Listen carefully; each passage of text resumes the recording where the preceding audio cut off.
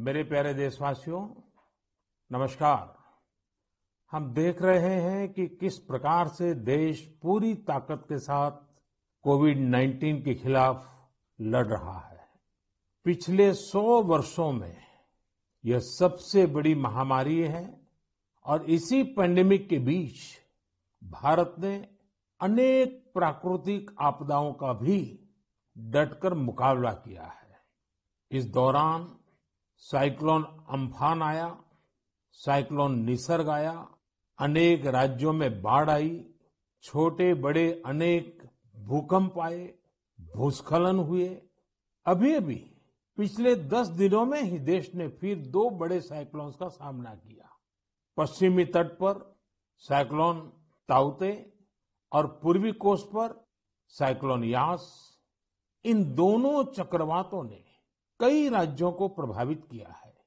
देश और देश की जनता इनसे पूरी ताकत से लड़ी और कम से कम जानहानि सुनिश्चित की। हम अब ये अनुभव करते हैं कि पहले के वर्षों की तुलना में ज्यादा से ज्यादा लोगों की जान बचा पा रहे हैं।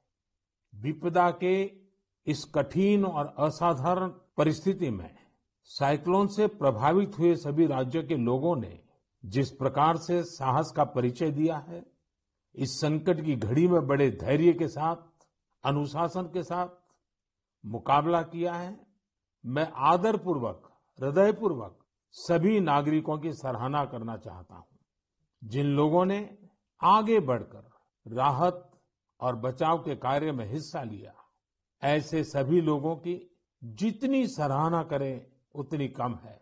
मैं उन सबको सैल्यूट करता हूं। केंद्र, राज्य सरकारें और स्थानीय प्रशासन सभी एक साथ मिलकर इस आपदा का सामना करने में जुटे हुए हैं। मैं उन सभी लोगों के प्रति अपनी संवेदना व्यक्त करता हूं जिन्होंने अपने करीबियों को खोया है।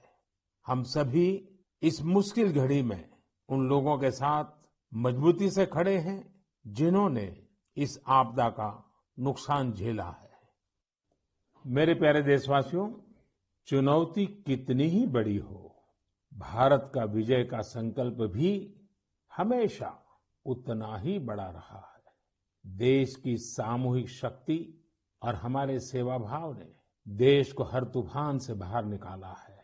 हाल के दिनों में हमने देखा है कि कैसे हमारे डॉक्टर्स, नर्सेस और फ्रंटलाइन वॉरियर्स, उन्होंने खुद की चिंता छोड़कर दिन रात काम किया और आज भी कर रहे हैं। इस सब के बीच कई लोग ऐसे भी हैं जिनकी कोरोना की सेकेंड वेव से लड़ने में बहुत बड़ी भूमिका रही है। मुझसे मन की बात के कई श्रोताओं ने नमो ऐप पर और पत्र के द्वारा इन वॉरियर्स के बारे में चर्चा करने का आग्रह किया है। साथियों, जब सेकेंड वेव आई, अचानक से ऑक्सीजन की मांग कई गुना बढ़ गई, तो बहुत बड़ा चैलेंज था। मेडिकल ऑक्सीजन का देश के दूर सुदूर हिस्सों तक पहुंचाना अपने आप में बड़ी चुनौती थी। ऑक्सीजन टैंकर ज्यादा तेज चले, छोटी सी भी भूल हो तो उसमें बहुत बड़े विस्फोट का खतरा होता है। इंडस्ट्रियल ऑक्सीजन का उत्पादन करने वाले काफी प्लांट देश के पूर्वी हिस्सों में हैं। वहां से दूसरे राज्यों में ऑक्सीजन पहुंचाने के लिए भी कई दिन का समय लगता है। देश के सामने आई इस चुनौती में देश की मदद की क्रायोजेनिक टैंकर चलाने वाले ड्राइवर्स ने, ऑक्सीजन एक्सप्रेस ने, एयरफोर्स के पायलट्स ने, ऐसे अनेकों लोगों ने युद्ध स्तर पर काम करके हजारों लाखों लोगों का जीवन बचाया। आज मन की बात में हमारे साथ ऐसे ही एक साथी जुड़ रहे हैं, यूपी के जौनपुर के रहने वाले श्रीमान दिनेश उपाध्याय जी। दिनेश जी, नमस्कार। सर जी प्रणाम। सबसे पहले तो मैं चाहूंगा कि आप जरा अपने बारे में हमें जरूर बताइए। सर, हमारा नाम दिनेश बाबुलनाथ उपाध्याय है। मैं गांव हसनपुर, पोस्ट जमुआ, जिला जौनपुर का निवासी हूं सर। उत्तर प्रदेश से हैं? हाँ सर जी। और सर, हमारा एक लड़का है, 2 लड़की और औरत और माँ बाप। और आप क्या करते हैं? सर, मैं ऑक्सीजन का टैंकर चलाता हूं सर, लिक्विड ऑक्सीजन का। बच्चों की पढ़ाई ठीक से हो रही है? हाँ सर, बच्चों की पढ़ाई हो रही है, लड़कियां भी पढ़ रही हैं दोनों, और मेरा लड़का भी पढ़ रहा है ये सर। ऑनलाइन पढ़ाई भी ठीक से चलती है उनकी? हाँ सर, अच्छे ढंग से कर रहे हैं। अभी बच्चियां हमारी पढ़ रही हैं, ऑनलाइन में ही पढ़ रही हैं सर। सर 15 से 17 साल हो गया सर, मैं ऑक्सीजन का टैंकर चलाता हूँ सर। अच्छा, आप ये 15-17 साल से सिर्फ ऑक्सीजन लेके जाते हैं तो सिर्फ ट्रक ड्राइवर नहीं है आप, एक प्रकार से लाखों का जीवन बचाने में लगे हैं। सर हमारा काम ही ऐसा है सर, ऑक्सीजन टैंकर का, कि हमारी जो कंपनी है आइनॉक्स कंपनी, वो भी हमारा लोग का बहुत ख्याल करती है। और हम लोग कहीं भी जाके ऑक्सीजन खाली करते हैं तो हमें बहुत खुशी मिलती है सर। लेकिन अभी कोरोना के समय में आपकी जिम्मेदारी बहुत बढ़ गई है। हाँ सर, बहुत बढ़ गई है। जब आप अपने ट्रक की ड्राइविंग सीट पर होते हैं तो आपके मन में क्या भाव होता है? पहले की तुलना में क्या अलग अनुभव? काफी दबाव भी रहता होगा, मानसिक तनाव रहता होगा, परिवार की चिंता, कोरोना का माहौल, लोगों की तरफ से दबाव, मांगे, क्या कुछ होता होगा? सर हमें कोई चिंता नहीं होता, हमें खाली यही होता है कि मैं अपना जो कर्तव्य कर रहा हूँ सर जी, वो हम टाइम पे लेके, अगर हमारे ऑक्सीजन से किसी को अगर जीवन मिलता है तो ये हमारे लिए बहुत गौरव की बात है। बहुत उत्तम तरीके से आप अपनी भावना व्यक्त कर रहे हो। अच्छा, ये बताइए, आज जब इस महामारी के समय लोग आपके काम के महत्व को देख रहे हैं, जो शायद पहले इतना नहीं समझा होगा, अब समझ रहे हैं, तो क्या आपके और आपके काम के प्रति उनके नजरिए में परिवर्तन आया है? हाँ सर जी, अभी पहले हम ऑक्सीजन के ड्राइवर कहीं भी जाम में इधर उधर फंसे रहते थे, लेकिन आज के डेट में प्रशासन ने भी हमारा लोग का बहुत हेल्प किया। और जहां भी हम जाते हैं, हम भी, हमारे अंदर से एक जिज्ञासा आती है, हम कितने जल्दी पहुंच के लोगों की जान बचाएं सर। चाहे खाना मिले चाहे न मिले, कुछ भी दिक्कत हो, लेकिन हम हॉस्पिटल पहुंचते हैं जब टैंकर लेके, और देखते हैं कि हॉस्पिटल वाले हम लोग को वी का इशारा करते हैं, उनके फैमिली लोग जिसके घर वाले एडमिट होते हैं। अच्छा, विक्ट्री का भी बताते हैं? हाँ सर, वी बताते हैं, कोई अंगूठा दिखाता है। हमको बहुत तसल्ली आती है हमारे जीवन में कि हमने कोई अच्छा काम जरूर किया है, जो मुझे ऐसा सेवा करने का अवसर मिला है सर। सारी थकान उतर जाती होगी। हाँ सर, हाँ सर। तो घर आकर के बच्चों से बातें बताते हो आप सब? नहीं सर, बच्चे तो हमारे गांव में रहते हैं, हम तो यहाँ आइनॉक्स एयर प्रोडक्ट में मैं ड्राइवरी करता हूँ। 8-9 महीने के बाद तब घर जाता हूँ तो सर। कभी फोन पे बच्चों से बात करते होंगे हाँ सर, बराबर होता है। तो उनके मन में रहता होगा, पिताजी जरा संभालिए ऐसे समय। सर जी, वो लोग बोलते हैं पापा काम करो लेकिन अपने सेफ्टी से करो, और हम लोग सर सेफ्टी से काम करते हैं। हमारा मानगांव प्लांट भी है और आइनॉक्स बहुत हमारा लोग का हेल्प करता है।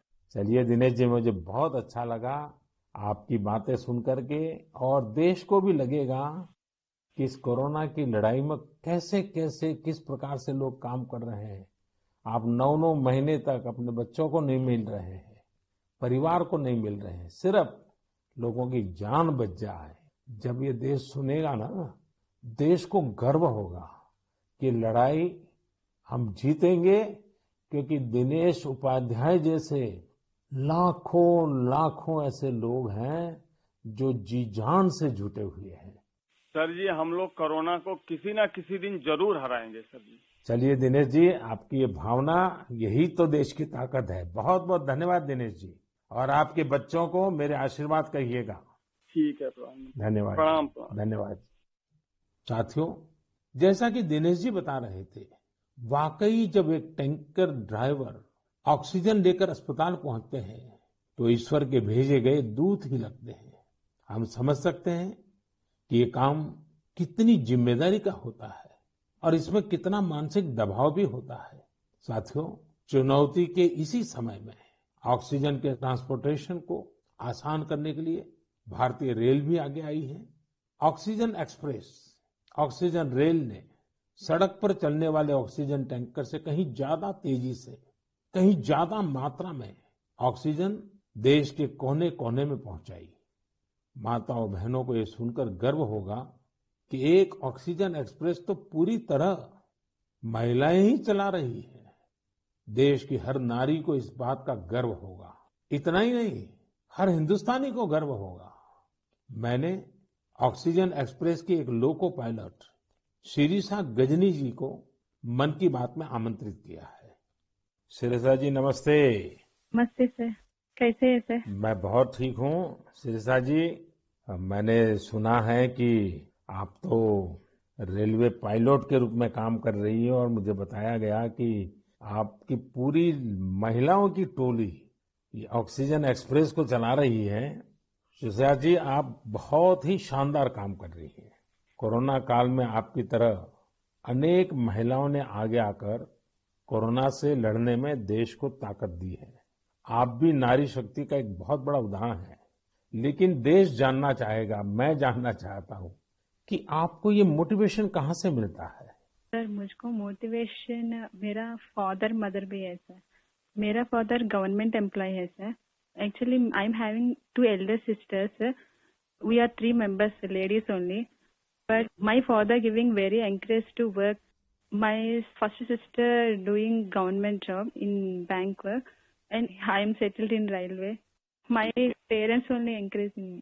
अच्छा शिरिषा जी, आपने सामान्य दिनों में भी रेलवे को अपनी सेवाएं दी है, ट्रेन को स्वाभाविक चला है। लेकिन जब ये एक तरफ ऑक्सीजन की इतनी मांग और जब आप ऑक्सीजन को लेके जा रही है तो थोड़ा जिम्मेदारी भरा काम होगा, थोड़ी और जिम्मेवारी होगी। सामान्य गुड्स को ले जाना अलग बात है, ऑक्सीजन तो बहुत ही डेलिकेट भी होती है चीजें। तो क्या अनुभव आता था? मैं हैप्पीली फील किया ये काम करने के लिए। ऑक्सीजन स्पेशल देने के टाइम में सभी देखिए सेफ्टी का wise, formation wise any leakage है। नेक्स्ट इंडियन रेलवे भी सपोर्टिव है सर। ये ऑक्सीजन चलाने के लिए मुझको ग्रीन पाथ दिया ये गाड़ी चलाने के लिए। 125 किलोमीटर 1.5 आवर में रीच हो गया। इतना रेलवे भी रेस्पॉन्सिबिलिटी ले लिया, मैं भी रेस्पॉन्सिबिलिटी है सर। वाह!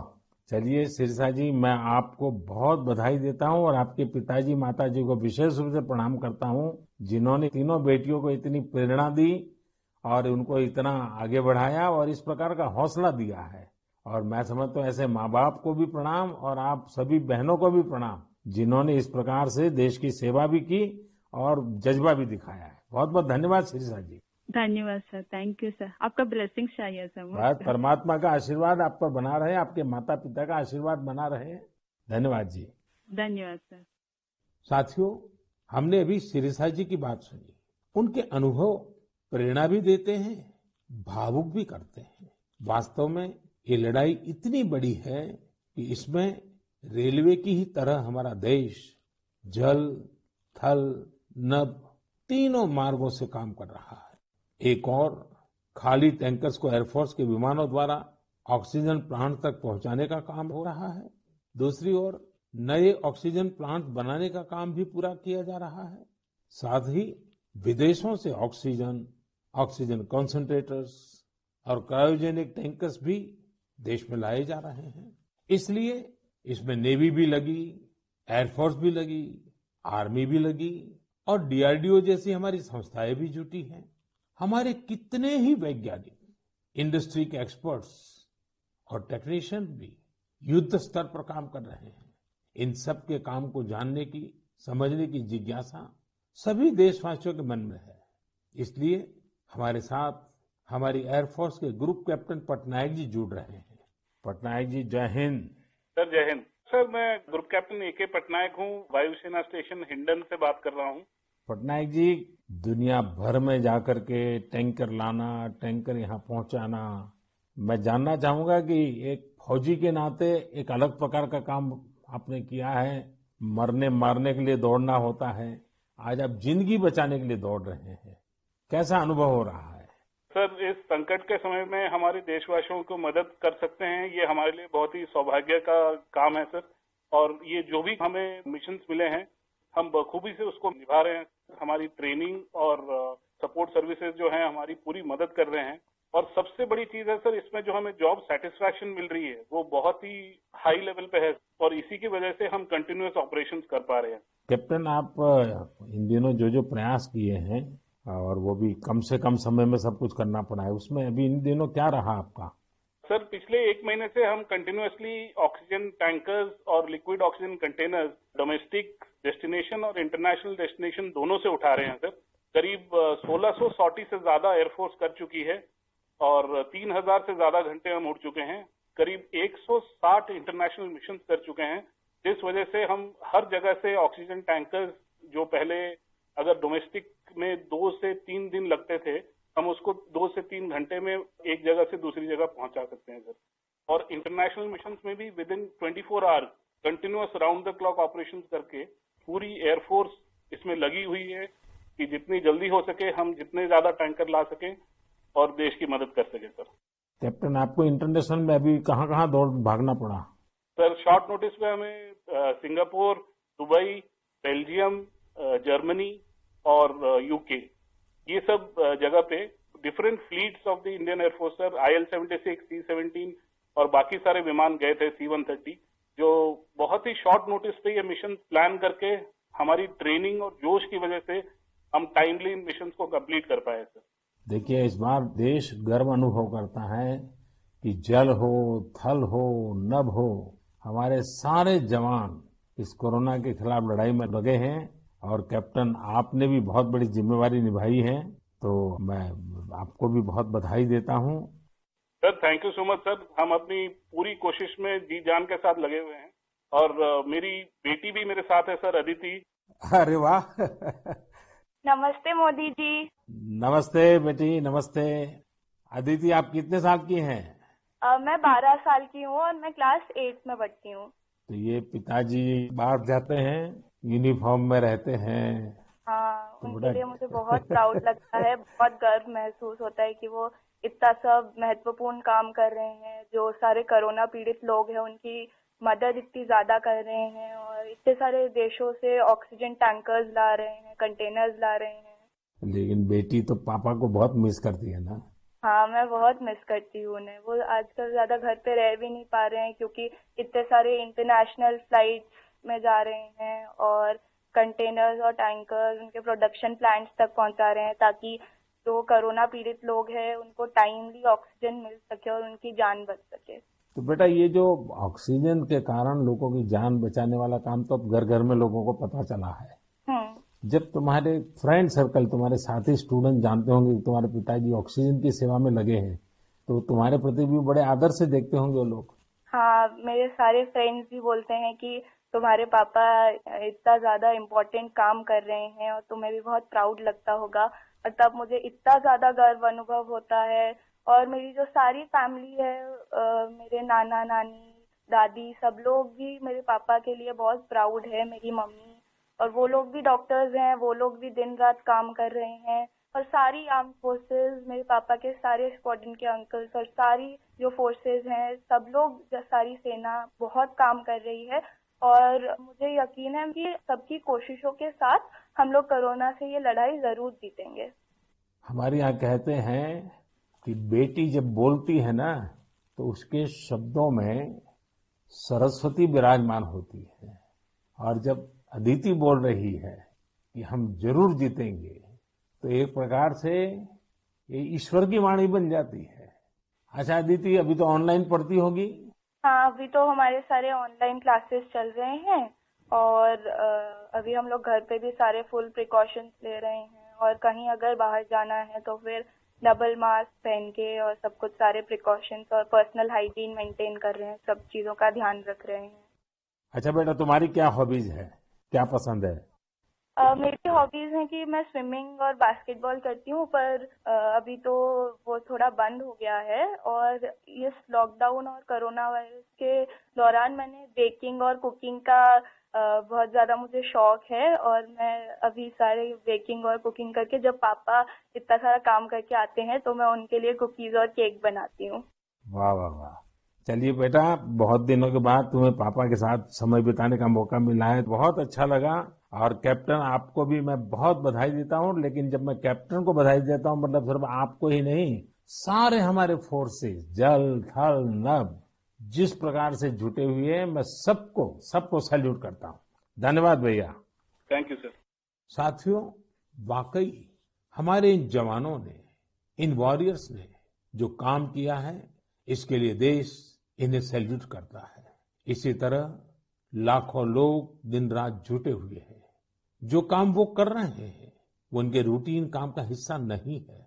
इस तरह की आपदा तो दुनिया पर 100 साल बाद आई है, एक शताब्दी के बाद इतना बड़ा संकट।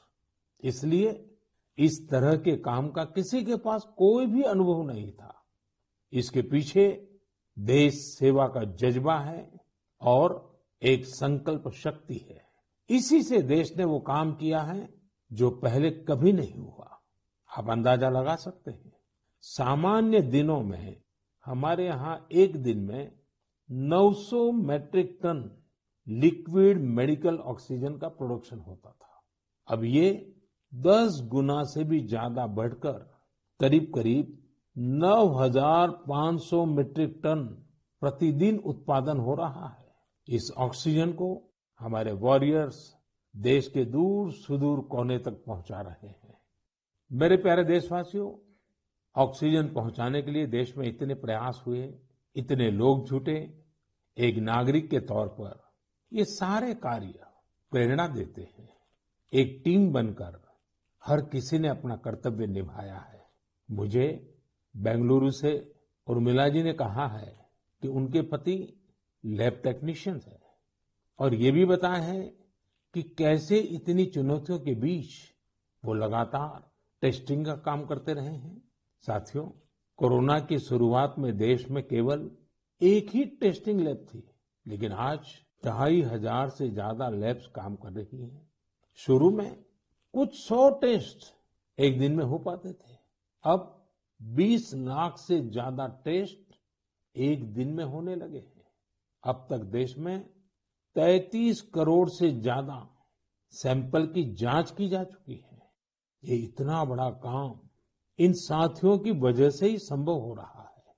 कितने ही फ्रंटलाइन वर्कर्स सैंपल कलेक्शन के काम में लगे हुए हैं। संक्रमित मरीजों के बीच जाना, उनका सैंपल लेना, ये कितनी सेवा का काम है। अपने बचाव के लिए इन साथियों को इतनी गर्मी में भी लगातार पीपीई किट पहन के ही रहना पड़ता है। इसके बाद ये सैंपल लैब में पहुंचता है।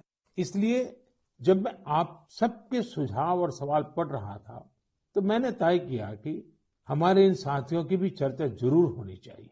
इनके अनुभवों से हमें भी बहुत कुछ जानने को मिलेगा। तो आइए दिल्ली में एक लैब टेक्नीशियन के तौर पर काम करने वाले हमारे साथी प्रकाश कांडपाल जी से बात करते हैं। प्रकाश जी नमस्कार। नमस्कार आदरणीय प्रधानमंत्री जी। प्रकाश जी, सबसे पहले तो आप मन की बात के हमारे सभी श्रोताओं को अपने बारे में बताइए। आप कितने समय से ये काम कर रहे हैं और कोरोना के समय आपका क्या अनुभव रहा है? क्योंकि देश के लोगों को इस प्रकार से न टीवी पर दिखते हैं, न अखबार में दिखते हैं, फिर भी एक ऋषि की तरह लैब में रह करके काम कर रहे हैं। तो मैं चाहूंगा कि आप जब बताएंगे तो देशवासियों को भी जानकारी मिलेगी कि देश में काम कैसे हो रहा है। सर, मैं दिल्ली सरकार के स्वास्थ्य संस्थान institute of liver and biliary sciences नाम के हॉस्पिटल में पिछले 10 वर्षों से लैब टेक्नीशियन के रूप में कार्यरत हूँ। मेरा स्वास्थ्य क्षेत्र का अनुभव 22 वर्षों का है। आईएलबीएस से पहले भी मैं दिल्ली के Apollo hospital, Rajiv Gandhi cancer hospital, rotary blood bank जैसे प्रतिष्ठित संस्थान में काम कर चुका हूँ। सर, यद्यपि सभी जगह मैंने रक्त कोष विभाग में अपनी सेवाएं दी, परंतु पिछले वर्ष 1 अप्रैल 2020 से मैं आईएलबीएस के वायरोलॉजी डिपार्टमेंट के अधीनस्थ कोविड टेस्टिंग लैब में कार्य कर रहा हूँ।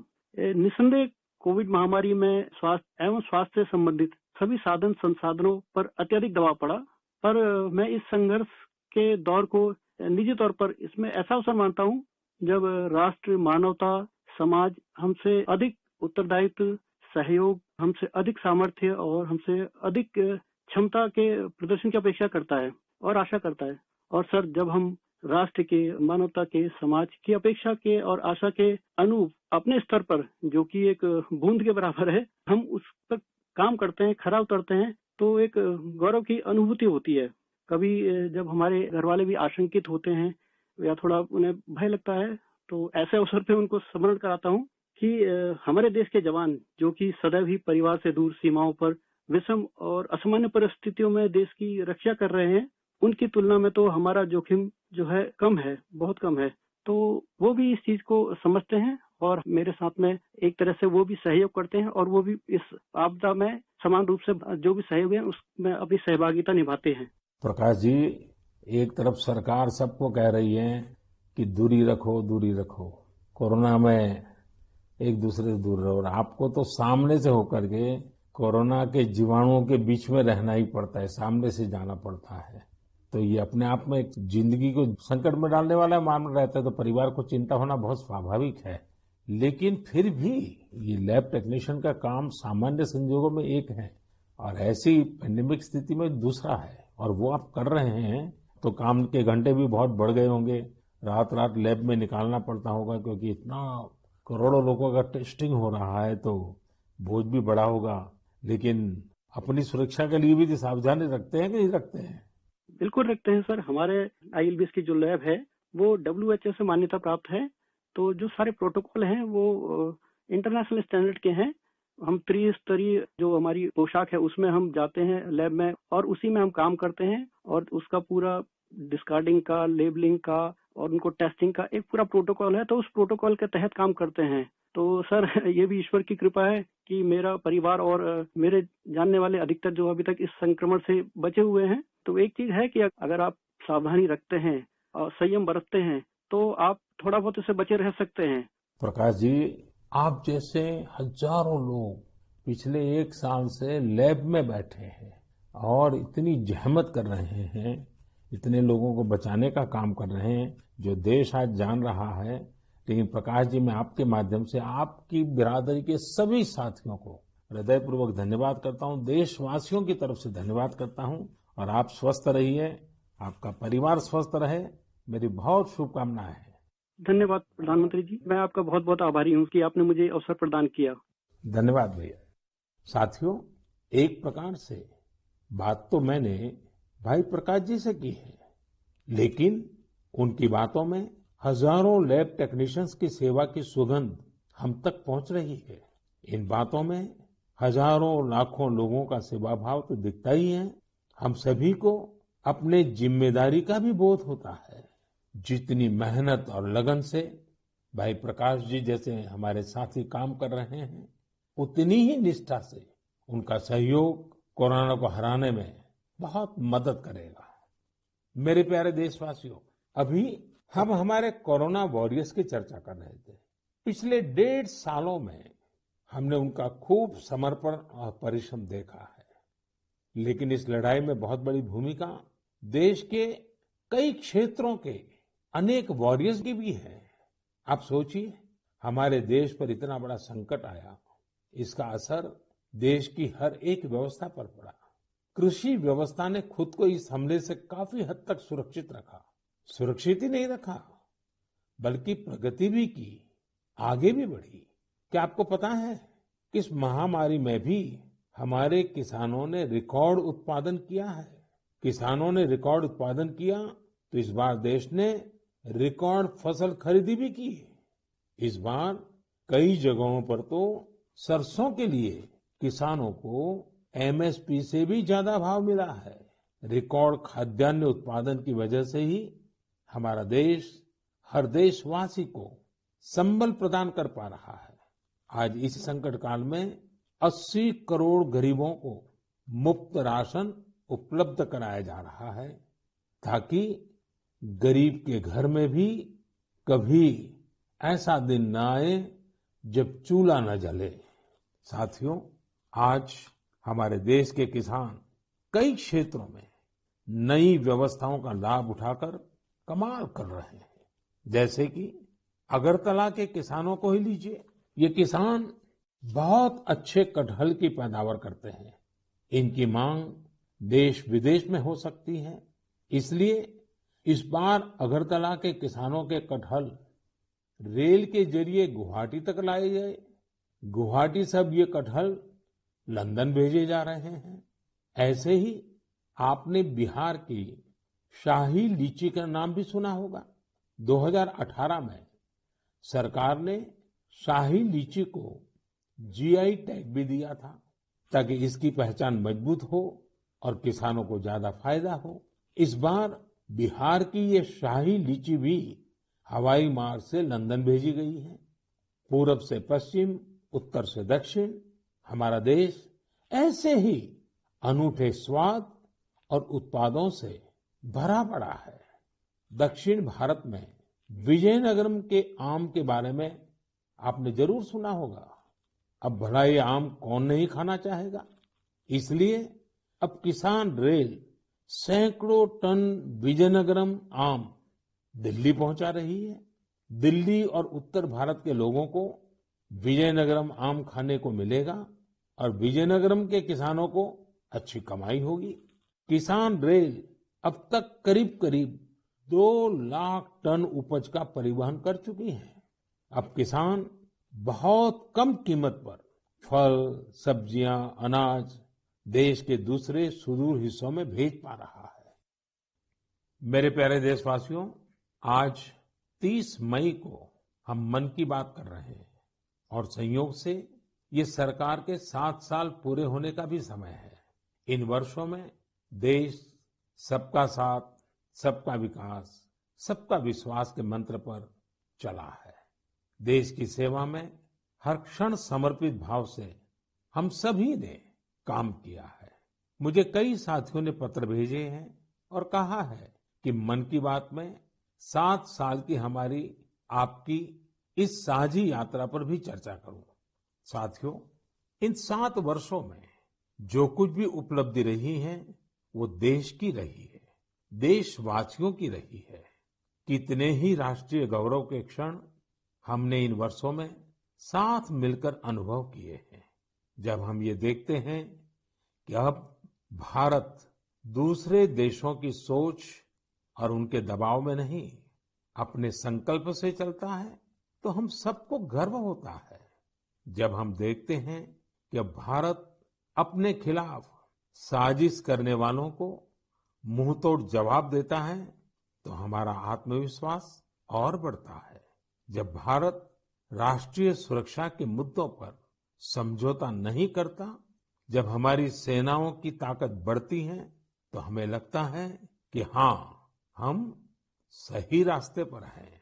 साथियों, मुझे कितने ही देशवासियों के संदेश, उनके पत्र देश के कोने कोने से मिलते हैं।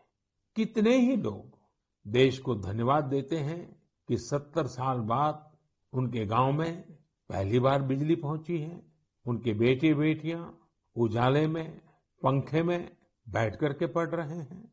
कितने ही लोग कहते हैं कि हमारा भी गांव अब पक्की सड़क से शहर से जुड़ गया है। मुझे याद है, एक आदिवासी इलाके से कुछ साथियों ने मुझे संदेश भेजा था कि सड़क बनने के बाद पहली बार उन्हें ऐसा लगा कि वो भी बाकी दुनिया से जुड़ गए हैं। ऐसे ही कहीं कोई बैंक खाता खोलने की खुशी साझा करता है, तो कोई अलग अलग योजनाओं की मदद से जब नया रोजगार शुरू करता है, तो उस खुशी में मुझे भी आमंत्रित करता है। प्रधानमंत्री आवास योजना के तहत घर मिलने के बाद गृह प्रवेश के आयोजन में कितने ही निमंत्रण मुझे हमारे देशवासियों की ओर से लगातार मिलते रहते हैं। इन 7 सालों में आप सबकी ऐसी करोड़ों खुशियों में मैं शामिल हुआ हूं। अभी कुछ दिन पहले ही मुझे गांव से एक परिवार ने जल जीवन मिशन के तहत घर में लगे पानी के नल की एक फोटो भेजी। उन्होंने इस फोटो का कैप्शन लिखा था, मेरे गांव की जीवन धारा। ऐसे कितने ही परिवार हैं। आजादी के बाद 7 दशकों में हमारे देश के केवल 3.5 करोड़ ग्रामीण घरों में ही पानी के कनेक्शन थे, लेकिन पिछले 21 महीनों में ही 4.5 करोड़ घरों को साफ पानी के कनेक्शन दिए गए हैं। इनमें से 15 महीने तो कोरोना काल के ही थे। इसी तरह का एक नया विश्वास देश में आयुष्मान योजना से भी आया है। जब कोई गरीब मुफ्त इलाज से स्वस्थ होकर घर आता है, तो उसे लगता है कि उसे नया जीवन मिला है। उसे भरोसा होता है कि देश उसके साथ है। ऐसे कितने ही परिवारों का आशीर्वचन, करोड़ों माताओं का आशीर्वाद लेकर हमारा देश मजबूती के साथ विकास की ओर अग्रसर है। साथियों, इन 7 सालों में भारत ने डिजिटल लेन देन में दुनिया को नई दिशा दिखाने का काम किया है। आज किसी भी जगह जितनी आसानी से आप चुटकियों में डिजिटल पेमेंट कर देते हैं, वो कोरोना के समय में भी बहुत उपयोगी साबित हो रहा है।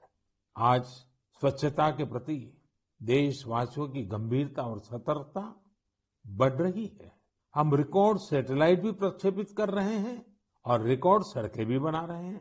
इन 7 वर्षों में ही देश के अनेकों पुराने विवाद भी पूरी शांति और सौहार्द से सुलझाए गए हैं। पूर्वोत्तर से लेकर कश्मीर तक शांति और विकास का एक नया भरोसा जगा है। साथियों, क्या आपने सोचा है ये सब काम जो दशकों में भी नहीं हो सके, इन 7 सालों में कैसे हुए?